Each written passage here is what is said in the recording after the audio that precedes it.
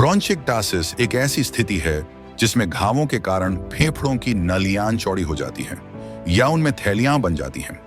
इससे फेफड़ों से बलगम निकालना मुश्किल हो जाता है। ब्रोंचिक्टासिस का इलाज संभव नहीं है, लेकिन उपचार से इसे नियंत्रित किया जा सकता है।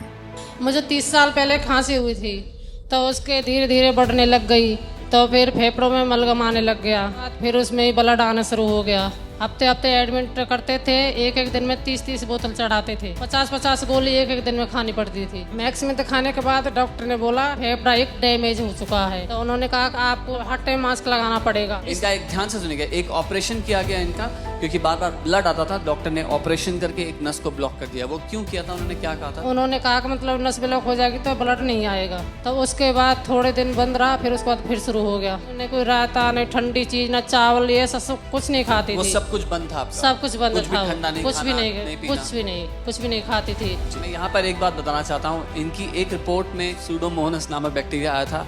वो एक ऐसा ढीठ बैक्टीरिया है जिसका एंटीबायोटिक दवाइयों का कोई असर नहीं होता है। वो थोड़े समय के लिए रुककर फिर बढ़ना शुरू कर देता है। फिर मैंने YouTube पे देखना शुरू कर दिया, तो सुबह शाम दोपहर वही देखती रहती थी। और आपने घोषणा करना शुरू कर तो दिया। फिर मैंने घोषणा भी शुरू करने लग गई, सुबह शाम दोपहर में। अब आप बताइए, खाने में कोई परहेज है अभी? नहीं, खाने में कोई परहेज नहीं है। ठंडा वंडा, आइसक्रीम, ठंडा पानी, गरम आइसक्रीम, रायता डेली खाती हूँ। कोई दिक्कत नहीं है? नहीं, कुछ कोई नहीं, बलगम नहीं है? कोई खांसी नहीं है? कुछ नहीं। खून तो नहीं आ रहा है? नहीं। पूरे चंगे हो चुके हो? फिर उन्हें चंगा कर दिया। कोई दर्द तो नहीं है? नहीं, कुछ नहीं। हालेलुया। और जो इनके बेटे हैं वो यूके में MBBS सर्जन है।